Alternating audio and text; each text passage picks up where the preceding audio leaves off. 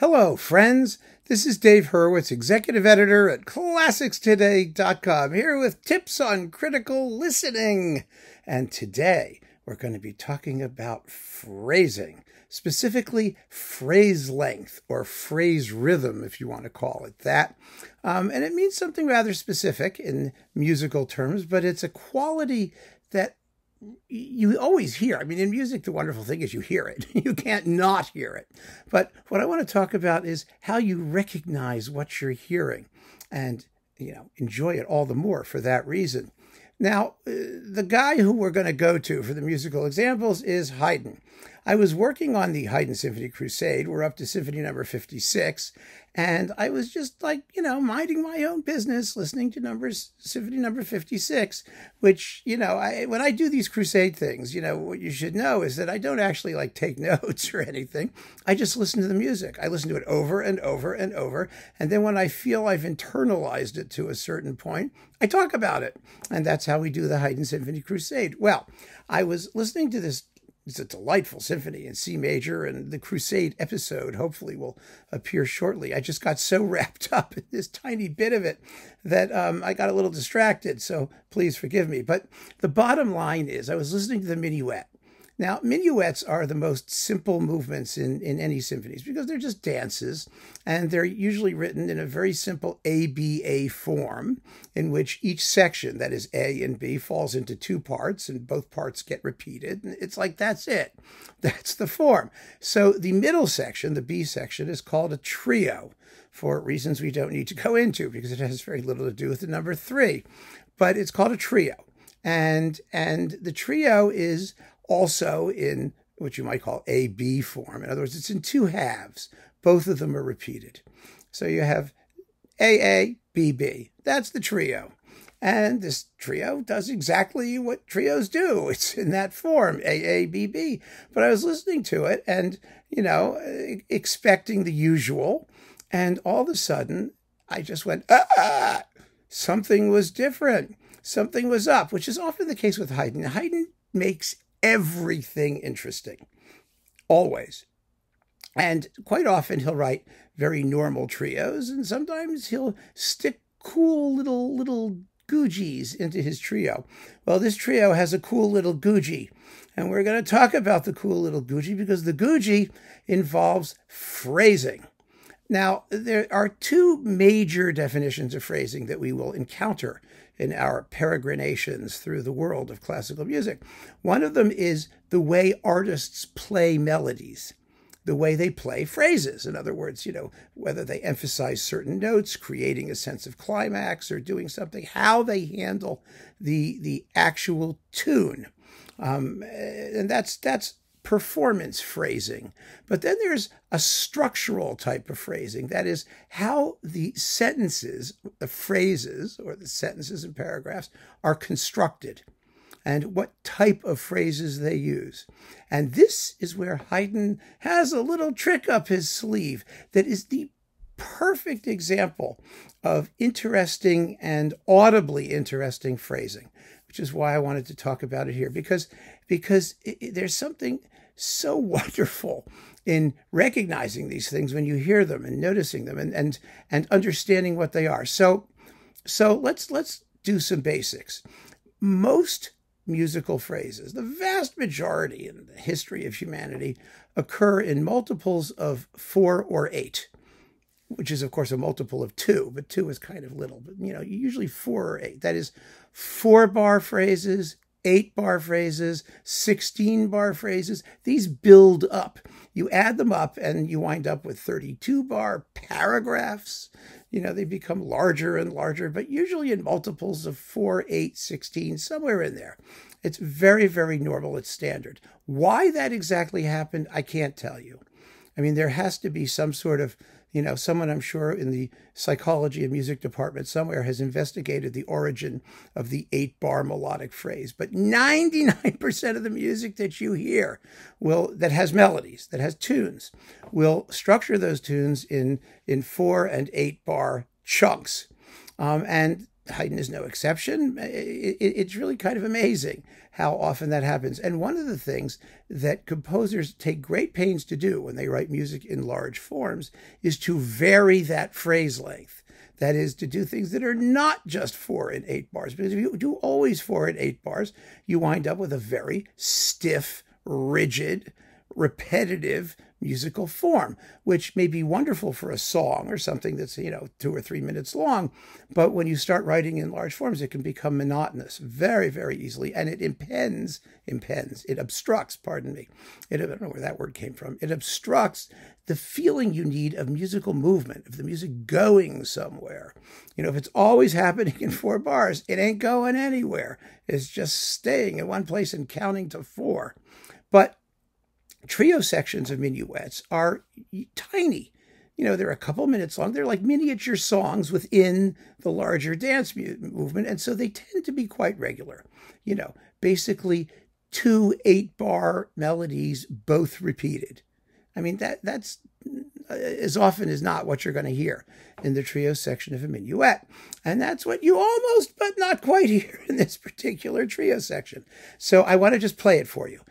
Stop talking and let's start listening. I'm going to play you the whole trio all the way with all the repeats and all that stuff, and just listen to it. And then we'll talk about what we have heard.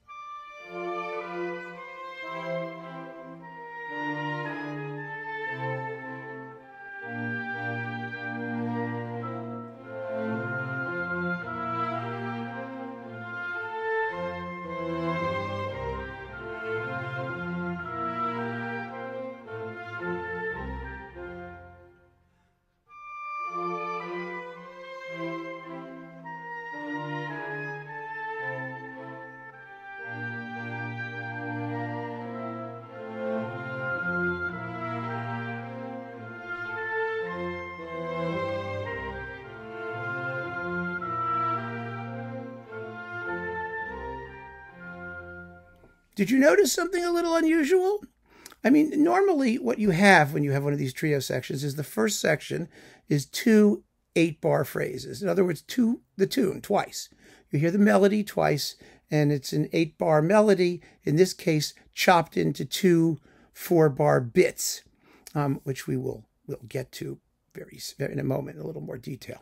So that's what that is. And then there's like a what you might call a vamp section, or a middle section-y type thing that leads back to the original 8-bar tune, which is what happens here, except that there's something special about that part that leads back, which we will also get to in a moment.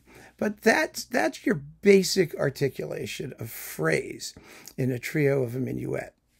Now, as I said, this particular trio has 2 parts, 2 halves. Each half gets repeated. The main melody, the principal melody, is an 8-bar melody. It's in 3/4 time because it's a minuet, so it's a dance. It's in triple time, 3 beats to a bar. A quarter note gets the beat. That's the 3 and the 4. A quarter note is the 4. The 3 is the number of them in each bar. And so the melody is 1, 2, 3, 2, 2, 3, 3, 2, 3, 4, 2, 3, 5, 2, 3, 6, 2, 3, 7, 2, 3, 8, 2, 3. You have to count the rests. You count the pauses at the end. But that's what the tune is.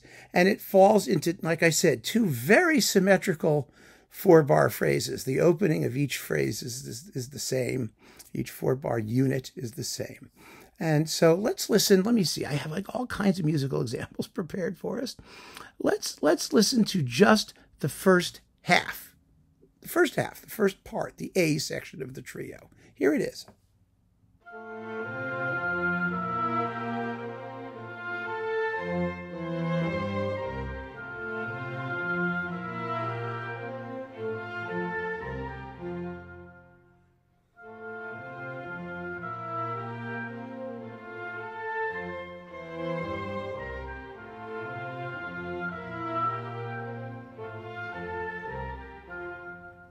And now let's listen to that section with its 2 4-bar parts so you can see just how balanced and symmetrical the melody is.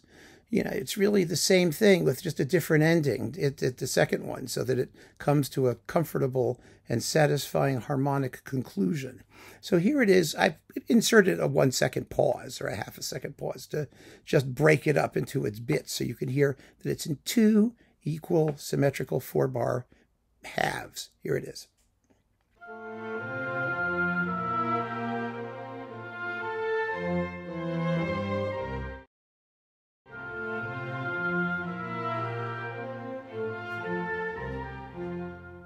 All right, so that's the A section. Very simple, very regular. And you hear it twice. And Haydn wants you to hear it twice. And he wants you to hear its regularity, its beautiful symmetry, so that you get into the habit of thinking, 8 bars, 4 plus 4 equals 8, perfectly symmetrical. The tune is the same thing on each side of it. It's just very, very, very symmetrical. So now let's listen to the B section, the second part. Here it is. I think we're just playing it once here, not 2 times, but here it is.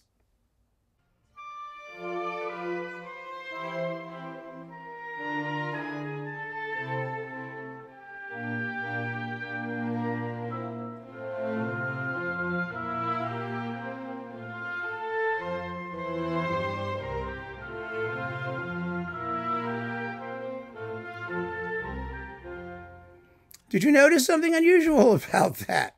Well, let me tell you what's unusual about it. Here's the nifty bit. Here's the nifty thing.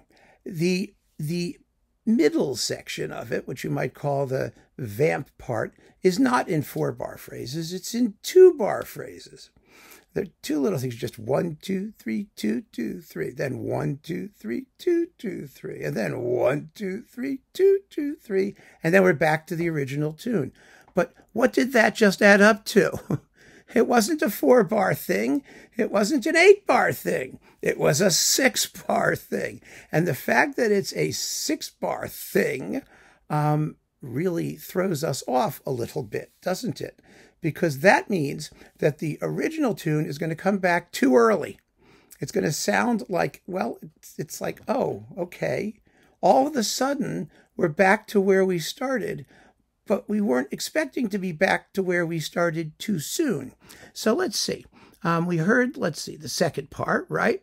Now, if we do it like that in 2-bit sniglets, what we get is 6 plus 8, 14 bars. Now, if you'll notice, 14 bars is not 8 bars. It's not 16 bars. It's 14.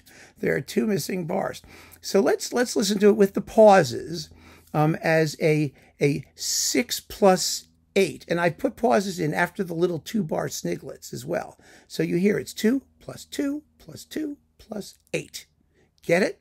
So here that is.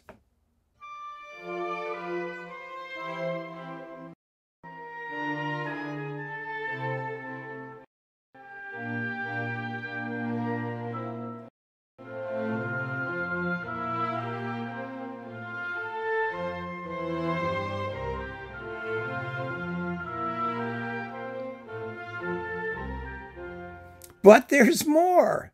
There's more to Haydn's feeling of surprise and movement. Even in this tiny little spot, he's doing interesting things to create this sense of forwardness, of moving forward. And that's the fact that the third of these little 2-bar phrases is a lead back to the original melody. It's ya da da da. That's what it does. 1, 2, 3, 1, 2, 3, 1, 2, 3, da da da da da dum ba. So that particular 2-bar phrase is attached.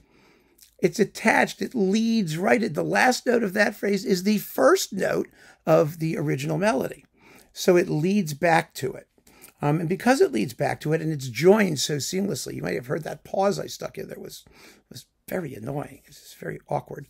You can also hear this particular thing as not 6 plus 8, but as 4 plus 10. That's 2 plus 2 plus 10, a seamless 10-bar unity. But you'll notice that is also neither 4 nor 8. It's 10.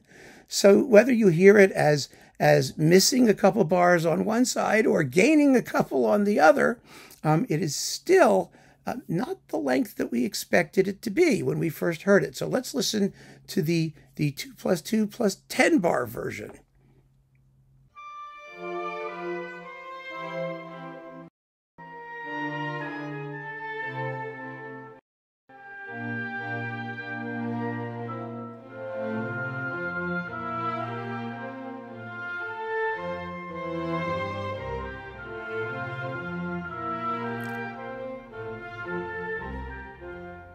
But there's more. I hope you heard that. But there's more. And this is what makes it the most interesting thing, I think.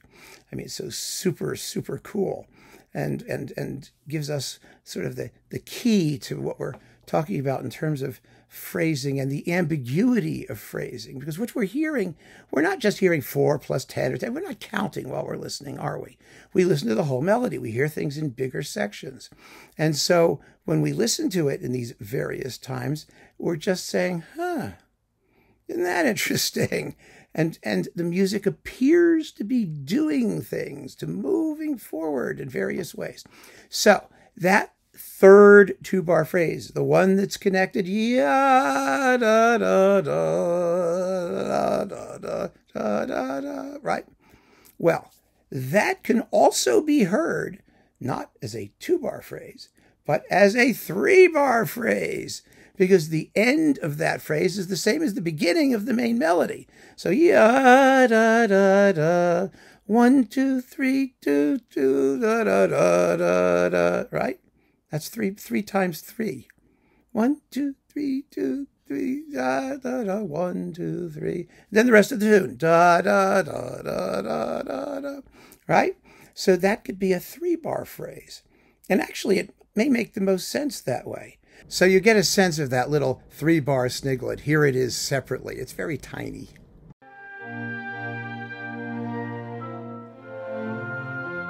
And so then what we get is not 4 plus 6 or 6 plus 8. What we get actually is 4 plus 3 plus 7. I mean, that's how it breaks down in terms of the way we listen to it. So here it is broken up that way as 4 plus 3, or 2 plus 2, actually, because I put the pauses in, but 2 plus 2 plus 3 plus 7, which is very irregular, isn't it? I mean, think about that.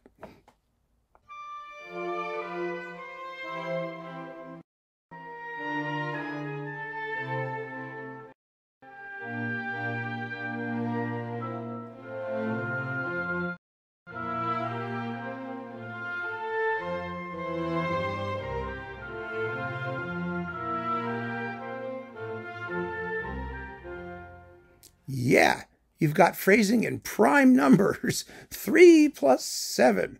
So which is it? That's the question. The truth is, it's all of these things. It's all of these things simultaneously. You hear them all simultaneously, obviously. You know, it's not like you have to choose one or the other.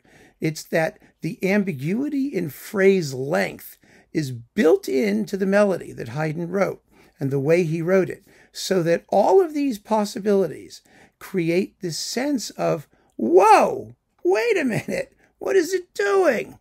And at the same time, and you hear that twice, remember, because you hear the second half twice as well, along with the first half. So you get a chance to kind of give it a little bit more thought the second time around, and maybe you'll hear it differently the second time around. That's also a possibility. We have 3 possibilities for how that tiny little second half of this little throwaway ordinary trio by Haydn in Symphony number 56 can sound to us. And it sounds all of those ways to us at once. And that is some of the magic of musical phrasing.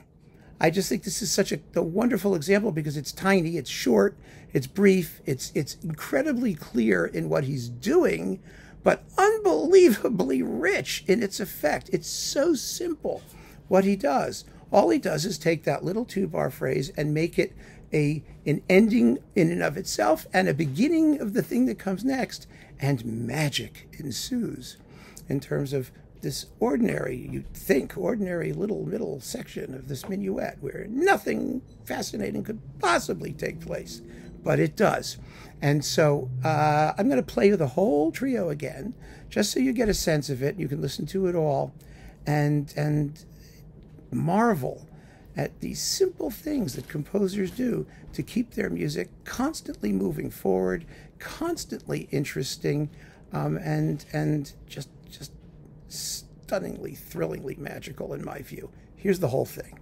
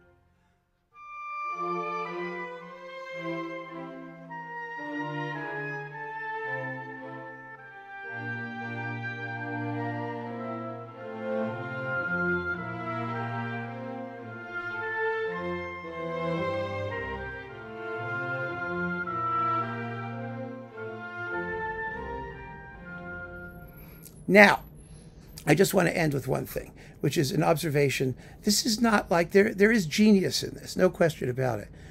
We don't know what Haydn's compositional process was. We don't know that he sat and said, well, I'm going to do a 2-bar and a 3-bar. I'm going to create, phrasing ambiguity by doing it this way or that way. He just may have heard the melody that way, for all we know.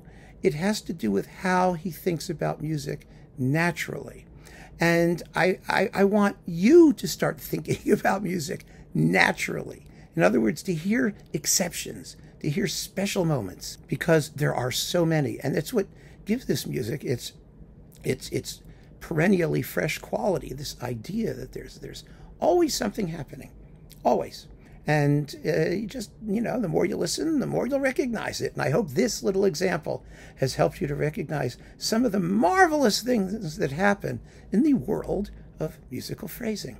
So keep on listening, friends. Thanks for joining me. Take care.